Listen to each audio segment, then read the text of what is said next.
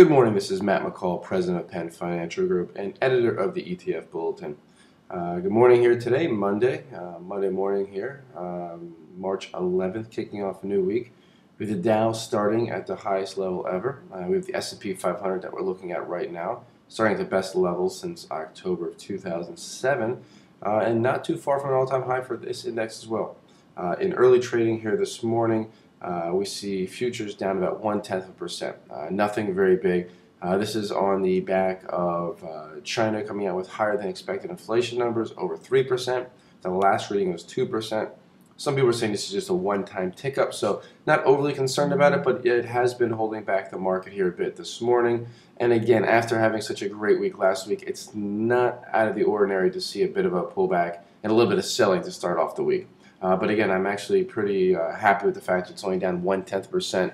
For all intents and purposes, it is unchanged. So we're looking here at the S&P 500. Came down to our support level just 2 weeks ago and rallied. We could come down to fill this gap here. This is the spiders, the SPY. This gap's going to be around 155. So I'm sorry, not 155. This gap's going to be around 153. So a little bit of a pullback. It's what, 2% or so from current levels. If that happens, I think it's probably a great buying opportunity. You'll see some of your ETFs and some of your stocks come down. So let's watch that level here on the spiders, the SPY.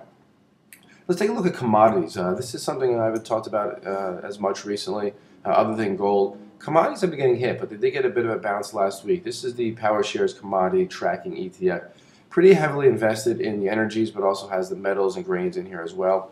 As you can see, it hit a multi-month low as the Dow was just about to break out just early last week. Lowest level since July. I think commodities will do well longer term. I think this pullback might be a good opportunity to get in. That being said, I'm not being overly aggressive at this point.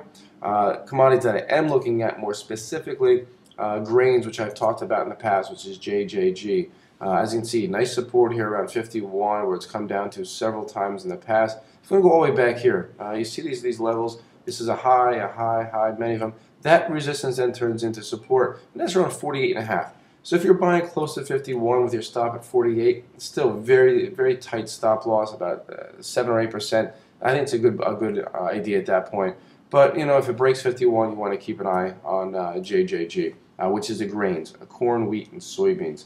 The other ones we talked about not too long ago, gasoline, UGA, a nice bounce here on Friday.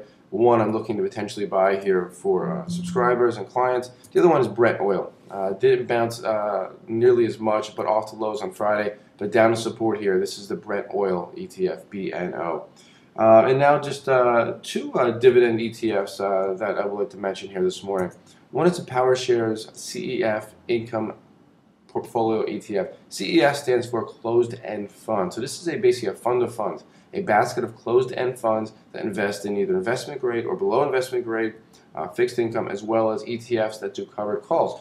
What I like about this, not only the chart looks well, bounced off the 50-day moving average, this line right here, but also pays a 7.4% dividend.